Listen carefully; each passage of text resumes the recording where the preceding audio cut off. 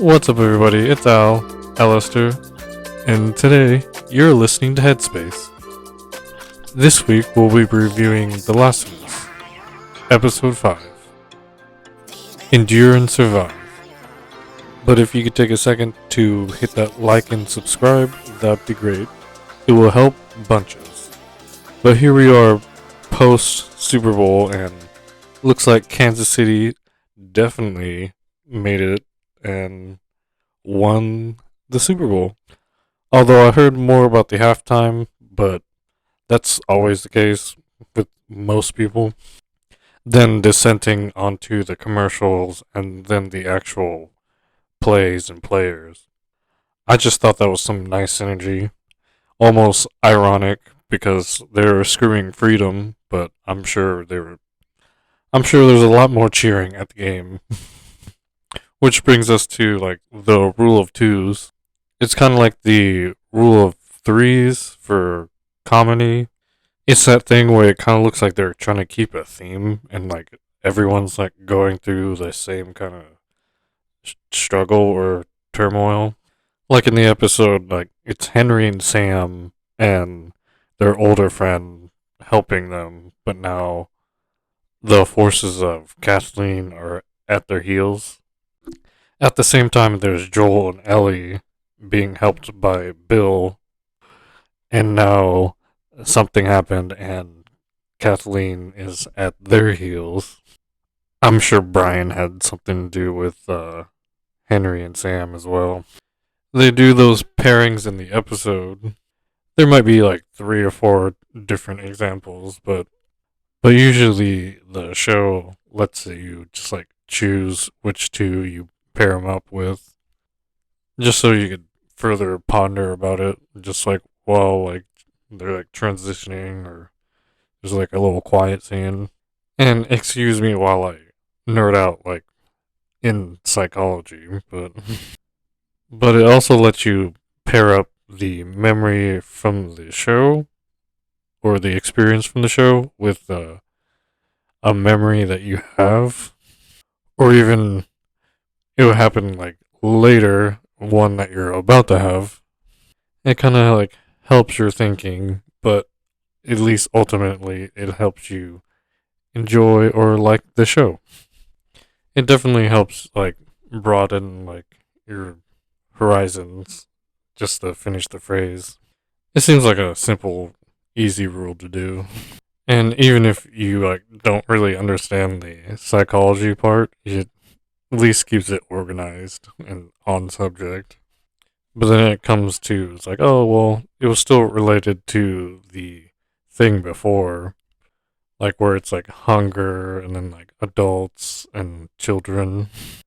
Like after the initial beginning part of showing the 2 weeks before Fedra fell in Kansas City, and with Henry and Sam before Ellie and Joel even like knew about each other. The suggested rule of two brings you to things that would be together, and it's almost like a game. Like see how far you go and how long you keep up. At least if you're the script people or the directors, you're like trying to like retch things from your soul and like put it into your work, your creative art. But a lot of times, like it's like too on the nose, or it doesn't seem like it's something this person went through. But the reapplied rule of two of why it's bringing up like a young person wanting food and a older person needing to answer that. It's probably like age old next to survival, and it like keeps that theming together. Even though it's not like everyone's in love in this episode, but it's really not the theme of the whole Last of Us show. It does happen, but it's almost like a fluke. The one I've been like picking at like through the test thing, through Bill and Frank, and just Joel standalone by himself is like finding some sort of lasting peace within yourself despite like all this crazy stuff happening. But it kind of like relates to just a busy person, like a busybody. We all know that kind of person. And all those people like in a apocalypse situation, but we at least know from work or school or just seeing these people like on their phone or something elsewhere. You know it's something they want. And man, do they look busy. I guess this is like a association episode.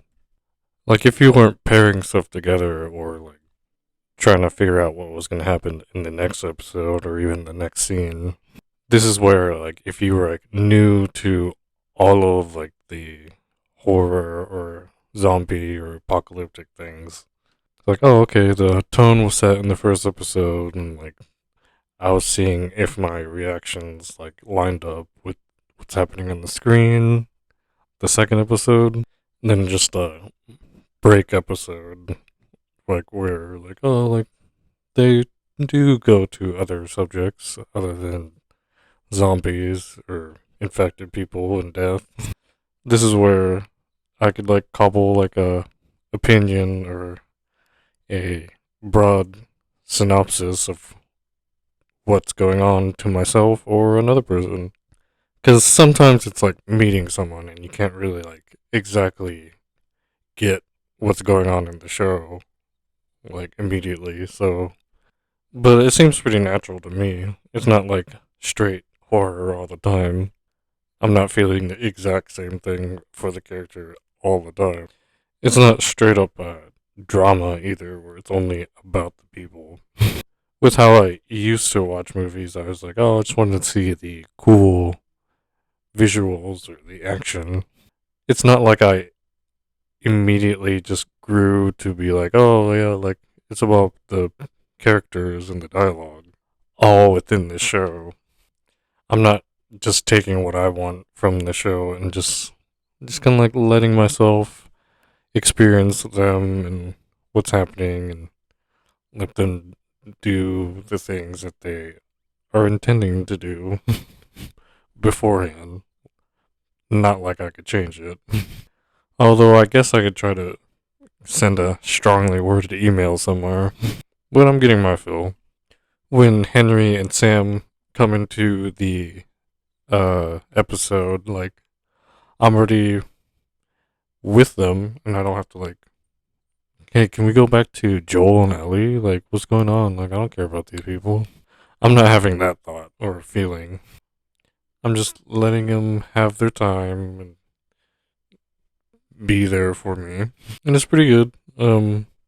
Sam's to be the deaf one in the pair.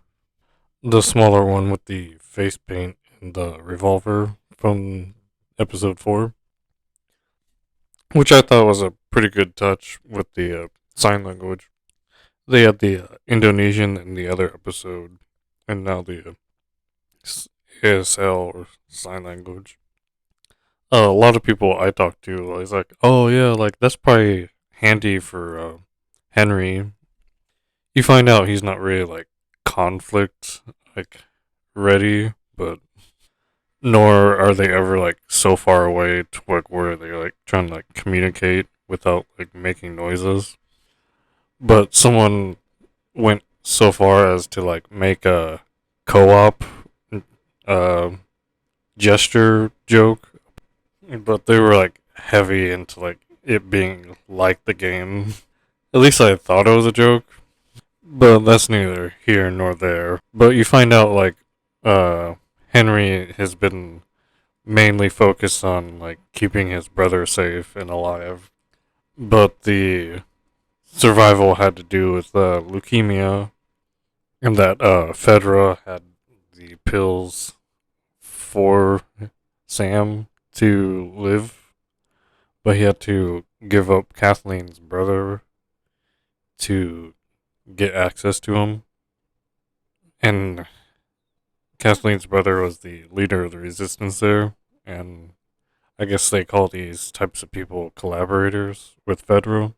And I'm gonna jump around, but later, Kathleen's like at the last place before they can like leave Kansas City in just like little neighborhood somewhere, and there's like a fire, and then like she's saying all this like ironic stuff with the knowledge that Henry gave up Kathleen's brother to Fedra, and he was like the leader of resistance. That's almost like a side thing that's almost not important, but it also gave Kathleen her position. She's like, oh, well, maybe he's meant to die. Like, you shouldn't have turned him in. Like, and she's like saying, like, kids die all the time. Like you could just have let the kid die. Just like hammering like all these nails in her coffin about it. But it elicits like this like feeling in you, or it's like, so what? Like, are you listening to yourself right now? She's like listing off the opposite reasons of like why like Henry did what he did, as like she's like saying things that she should have like internalized. It's like, oh, maybe he was like meant to die for a better cause. Like she doesn't say it like that, but she's like saying like, oh, maybe Sam's meant to die. And I was just like impressed with the writers at that point. It's like, how do you write something like that that's like so bad of a character line in logic? And you know, like somewhere out there, there's like someone saying their exact solution and advice at the same time mixed together, throwing at someone, not knowing why they're being yelled at or like complained about. Like this is like towards the end of the episode, but like in the middle of the episode, you're like, oh, like they're like obviously like not making her like all there. She's doing like all this stuff like no one would do, and it's like a slow and easy lead up to her being like off her rocker. But it was like so easy and instant. I'm like, oh, I'm so sorry. Like, it seems like you have way too much like input or experience with that. It's like I feel for you, buddy or mine, male or female. She has like a terrible anecdote about her and her brother, like in the middle of the episode. She's like, oh, like I used to be scared of storms, and you're like, yes, yes, go on. And my brother would tell me, it's like, okay, go on with your brother. It's just a storm, and like, see this room we're in? It's just a wooden box.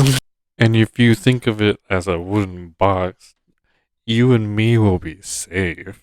And you're like, what? It's like, I guess I'll just latch on to that, like, you had small connections that made you want to do this.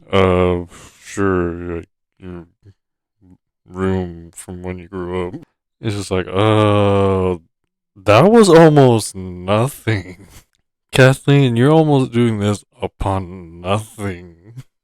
As far as I know, like, that was maybe your only memory with your brother. It's like, you kind of had some imagery going until you were, like, calling your room a box. Like, some people do about jails. Like, they, like, snuck in, like, all this, like, terrible writing, but, like, made this stuff happen for Kathleen, like, okay. But if you were like to do the meta analysis about it, it was like, I really don't know how to like show my empathy towards my family. It's like I was on my own pretty early on. It's like, but this is what I got, guys. It's like, oh, uh, you're you're actually gonna use it. It's like, oh, no, that's fine. Like, I guess I'll get paid a little bit more, I think. But even if not, like the credit between us writers, you know, it's like, yeah, that was perfect. It's like I know you wrote this for Joel, but like we're gonna we're gonna put it onto a very skeezy character later that kills loads of people for no good reason, hiding behind a reason behind her brother. There's even a better story like elsewhere, but we're gonna focus on this one right now. Like some kids were furniture, and some kids thought everyone else was like the walls around them. You know, like a box. Oh my god, that's perfect. I'm gonna put that in there too. Like, do you mind? Like, you do not believe how relevant this is to me right now. Like, keep talking, keep talking. So, I guess we could put like a awful like light cover on the light switch in the room that I was gonna have Joel talking about it in. Like, yes, yes, you don't know how satisfying this is right now. And what would you say to someone that was like you're supposed to empathize with and understand the situation for? I'll stop. I won't go on after that. Not that you're the leader. Like, what are you gonna do with this unbridled and obedience from your followers?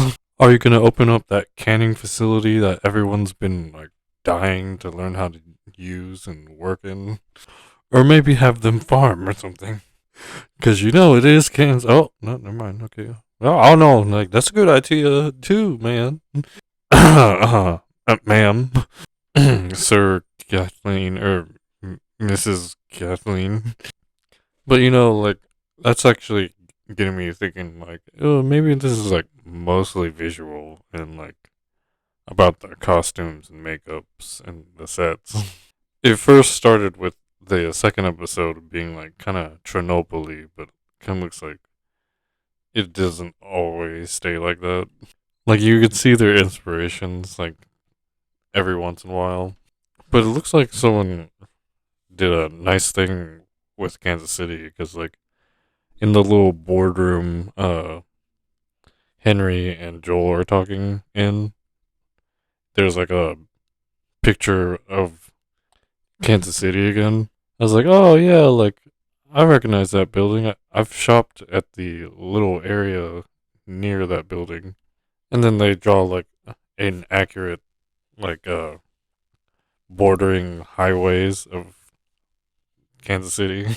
Because I guess when it comes up to it, like if you're playing a game, like the person that you are in the game is kind of like negative personality, even or like whatever you are, but they can't just like generically do that and like put like whatever they think is the most common gamer in the industry.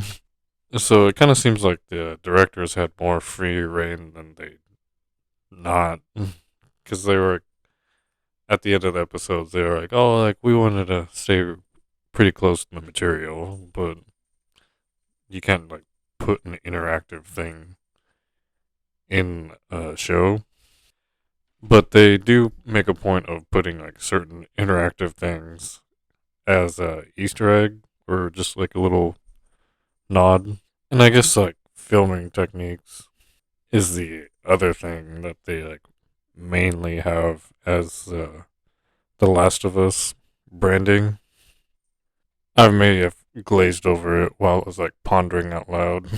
It's like we have the visuals, the sets, the the props, and like the outfits. Pretty much, that's like oh, like that's The Last of Us right there. Because you can't really like say that much about the characters without just like saying the story.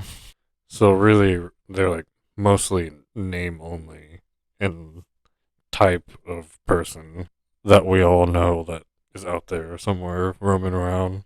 They're making a point of only putting the infected like in so much of the episode. Those things like are 100% The Last of Us, but like that's like the very tip top and like. But somehow I'll again say like the least like demanded thing like in the game and like minor characters are like the most wanted thing in the show. Like they weren't even like the bosses or like they're like the little henchmen guys. that are just like in your way as you're playing the game. And now in the show, they like dictate most of the show.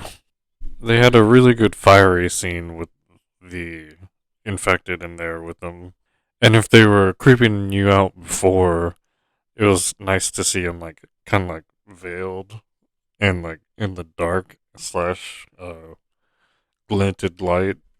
And I guess bloater is like infected cordyceps person that's like really strong. It's like just picking up at people and like slamming on the ground on top of like the echolocation thing. Just like super ripped and like ripping people. Poor Perry. He had to sit through that whole like terrible anecdote just for his like him to be rendered into two pieces. His obedience never wavered once. He was just like wanting some directions. When you know full well he could have like been in charge, or at least gone like, "Hey, no." But he just powered through it and listened and stuff. It's so funny. Like when Kathleen was telling the anecdote, he's like, "Oh, like you're wanting me to like say something now. Your bro was a great man." Like you could tell, like he wasn't expecting to say anything. But that was Perry as he came and went, comes and goes, then and now. But to talk about the most action-packed part and the very end, Joel, Ellie, Henry, and Sam made it through the little tunnel through the bank area, I believe, where people used to live and I guess had the daycare. Just to mention, like, a little visual history of the area and adding more evidence how the props and the set was adding to the storytelling. They make it out with no difficulties, and they're out in the open, and it's very dark, and they're almost to where they need to be, and they're like going to the end of a street to the end of the perimeter Fredra or the resistance perimeter was set up, and all you have to do is make it to this last house at the end of the road. They turn the corner and see the house and where they need to go. And of course, as they're getting closer to their goal, and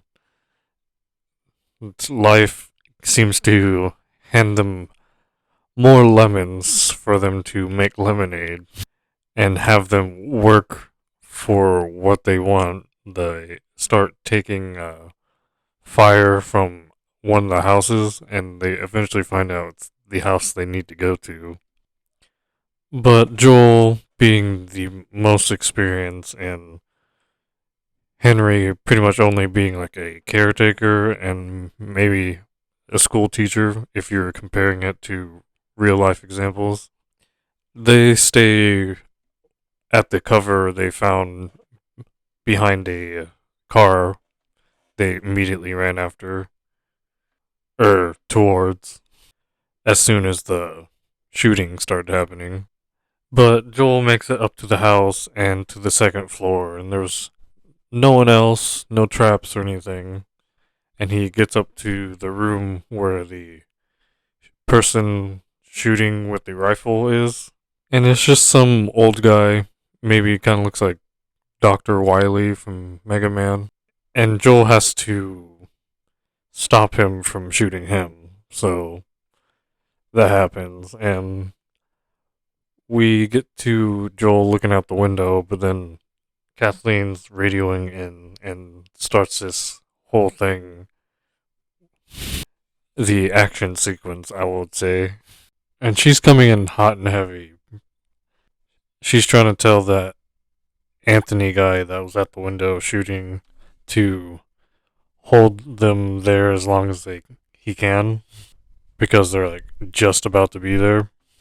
And for instance, again, it's more the arcade shooter stuff, as for like camera techniques, it has you looking through like a view Joel could have, and Joel starts trying to shoot these cars or trucks, like snow plowing the other cars that were in the street before. And there's like a caravan of cars trailing behind the one with the plow. You see it earlier, like there's like a truck with the little shovel thing in the front and it says run on it. But he has to warn Ellie and Henry and Sam, and they start running, and Ellie doesn't quite make it, so he has to try to shoot with this old man's rifle that was previously just shooting him, trying to take out the lead car's driver so it doesn't run over Ellie. Joel successfully gets the shot. It took two or three, and the truck runs into the porch of a house and pretty much takes down the whole front of that house. And then, of course, there's the action scene of gas leaking from the car and then exploding. There's like flaming debris lighting up the scene now. And she's apparently giving that very, like, repressed, I'll go with, speech to Henry while he was, like, hiding and trying to get away.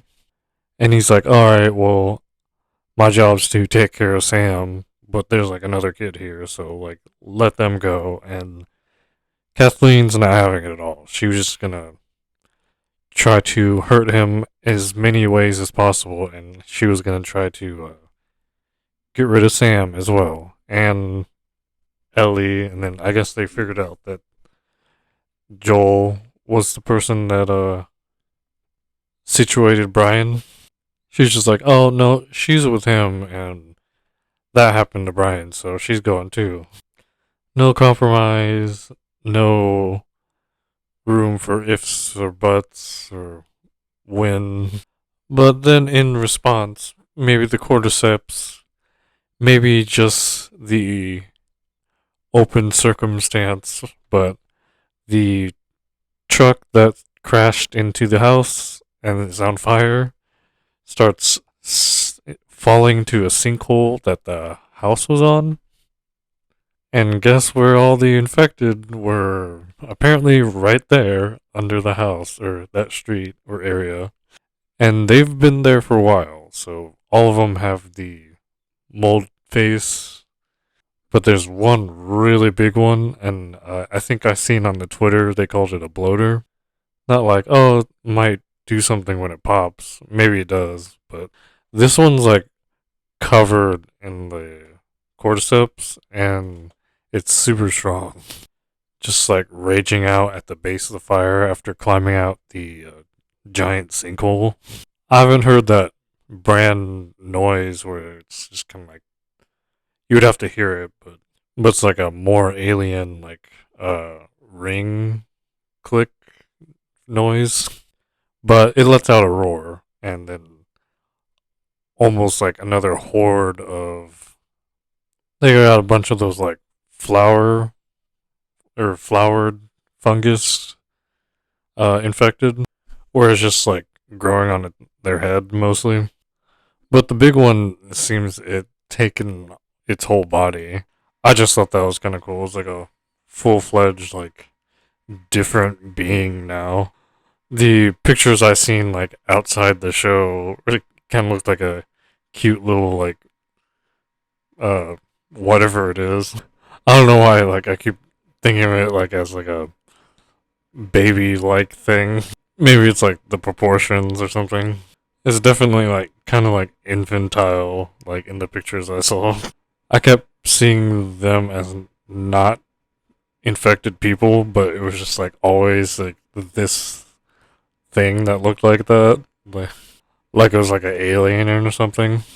I was like, oh, that's nice. I'm still not gonna give it a hug or anything, but just still going off of like what I see it doing in the show. But anyway, cut back to that. There's like a little kid one, and it's like chasing Ellie around, and it ultimately is the thing that gets Kathleen. It's kind of cool. It's kind of like a. It seems like it should be like along with the monsters or the Addams family, like along with the vampire, the swamp monster, and the invisible man, and like that monster lineup. But this one's specifically for like little kids and like pigtails, and I guess cordyceps.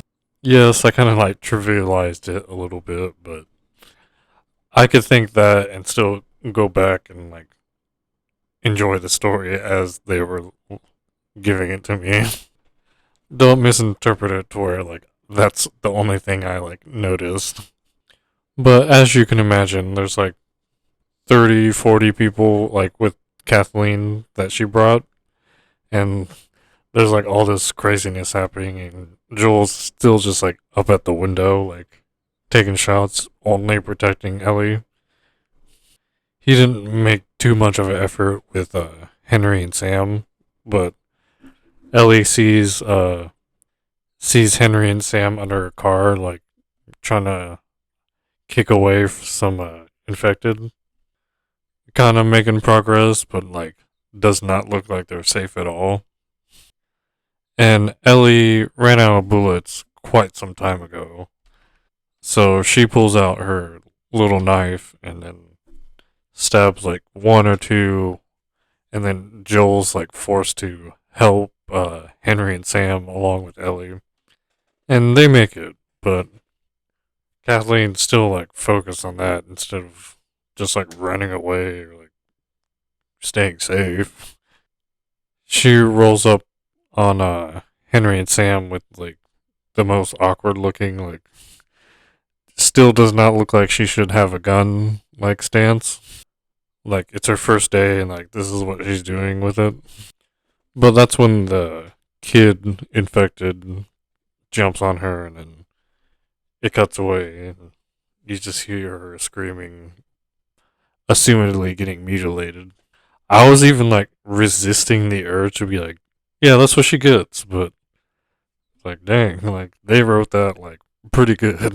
It's like, okay, well, I'll just let it happen, but no, I tried to not hate that character just out of just reflex.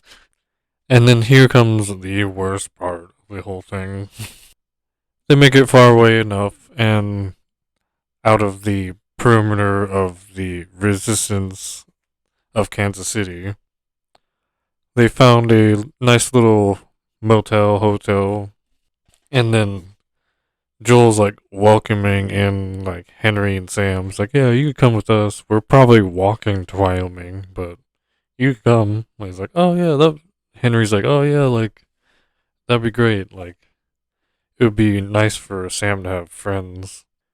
Everyone like minds flashing to Ellie and Sam, and Ellie and Sam are reading that comic book. Uh, they had a in the little bunker under the bank. Savage Starlight. It's where the title of the episode gets its name, and then all of our main characters in this episode end up talking about it. It's like Joel and Henry are talking about it. It's like, what do they say in that comic? Like, endure and survive. Man, that's so redundant. And Ellie and Sam ended up talking about how they had the issues and what number of issues that they each had. But they're reading that. But eventually they're having their own conversation about how uh they're scared or not scared. And they're like swapping. It's like, oh, what are you scared of? It's like, oh, being alone, Ellie says. And then Sam's like, is it still you whenever you're the monster thing? And it's so sad because Ellie's like, oh no, like, and she like finds out about Sam's like bite on his leg. He pulls up his pant leg and shows it to her, and then Ellie's like trying to tell him, but maybe hopefully that her blood is medicine. You kind of get the impression that no one said that to her, but like she just kind of like thought that because she doesn't know how like vaccines work or something like that. She like cuts her palm and tries to smear her blood onto Sam's bite, and then promising to stay up with Sam through the night. And man, I was hoping so bad that it would work like that. Like they're just something new that they added. I started like expanding on that world of possibilities, and then Ellie wakes up in the morning like in the chair, and obviously like had not successfully stayed awake all night. To Sam like back facing Ellie and looking out the window. I'm sure there was not one person that didn't think it was gonna work. We were all ready to be happy with Ellie. He's like, oh okay, like let's see how Sam's doing. Like he must have just like fallen asleep and woken up. It's like the worst that I have to do is like make sure he's still not freaking out because he still thinks he's gonna turn, right?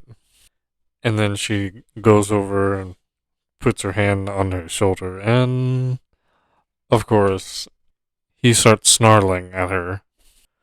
But man, like it spills over into the next room where Joel and Henry were, and I really don't need to say the next part, but it ends with just Joel and Ellie leaving, and they're putting to rest just like outside where they were Sam and Henry. Henry had got to the gun first and had to do what he did. Ellie and Joel are fine, mind you.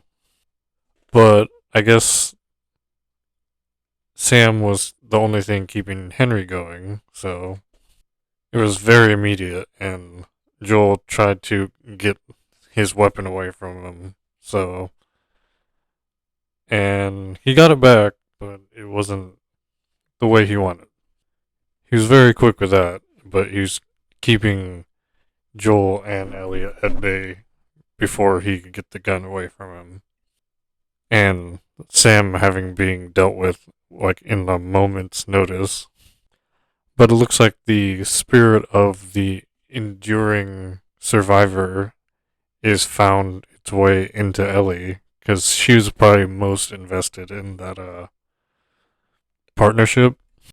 Having laughed and enjoyed the Sam's company and Henry's, and Joel's guard down a little bit to where it's kind of like evenly split between Ellie and Joel now. At least the safeguard of what to do now or to keep going. But yeah, like that's the only part like I really wanted to discuss. At least without jumping around. The rest of that was pretty freeform. But that was Headspace review of The Last of Us Endure and Survive, episode 5. But leave some comments about your residual feelings. Like, is it still pretty heavy, or did you just go back to the Kathleen thing to make yourself feel better? But hit that like and subscribe if you could, if you made it this far. We got episode 6 and 2 more, I believe. So I'll see you next week. Was it too mean of me to say that anecdote was terrible from Kathleen? I didn't think so. It almost possessed me to say that. But hey, you look good. And it shows.